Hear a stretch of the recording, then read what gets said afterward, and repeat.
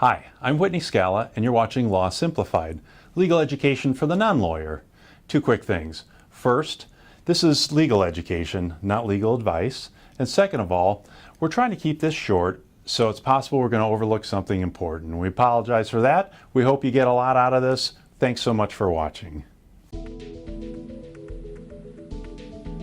Almost all commercial real property purchases begin with a letter of intent.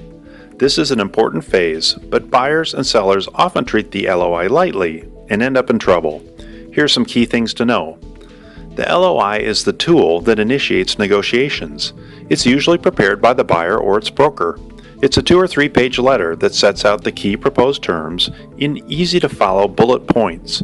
The buyer will sign it and will include a deadline by which the seller is asked to sign. The LOI states the proposed financial terms, including the price, the escrow deposit, and the amount of any financing. Sellers should understand that typically the deposit is fully refundable until the buyer completes all due diligence. The LOI will propose a due diligence period during which the buyer will formally inspect the property, perform soils tests, examine for hazardous materials, review the operating history and the leases, and line up their financing.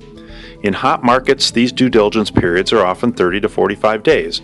In typical markets, though, due diligence might take as much as 60 to 90 days. The LOI will also spell out whether the buyer will be seeking any permits and approvals as a condition to closing. If so, the proposed due diligence period could be 6 to 9 months or even more. The seller, of course, is entitled to counter all these terms. Typically, the seller will return a marked up copy of the LOI, and the buyer will accept or counter those edits until both parties are ready to sign or move on. Because the LOI stage sets both the tone and substance for the deal, it's extremely important. This is the chance for parties to win key issues early, while the buyer is anxious to chase the deal and while the seller is seeing stars over the purchase price. Properly drafted, the LOI becomes the blueprint for the purchase agreement. Rather than costing time, the LOI saves time and saves money in the long run. One of the most important terms of the LOI usually comes up in the last paragraph. That's whether the LOI is binding. Does it amount to a binding agreement, or is it just an acknowledged proposal between the parties to start the contract drafting? The issue itself is extremely important. Interestingly, a seller probably benefits from a non-binding LOI. It's their last chance to cancel because purchase and sale agreements don't usually allow a seller to back out of the deal. In contrast, a buyer can walk away after signing a purchase agreement, and their worst penalty will be to forfeit their deposit.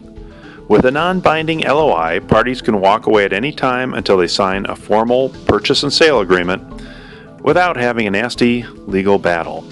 So be sure to read the binding, non-binding language carefully.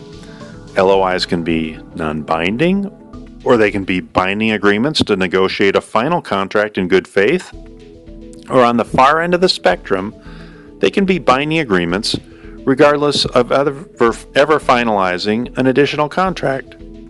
My recommendation, insist on an unqualified, non-binding LOI. So treat the LOI stage seriously. Get your deal points on the table early when agreement is easiest. Find out right away if this is a deal that can be made. Good luck with your negotiations.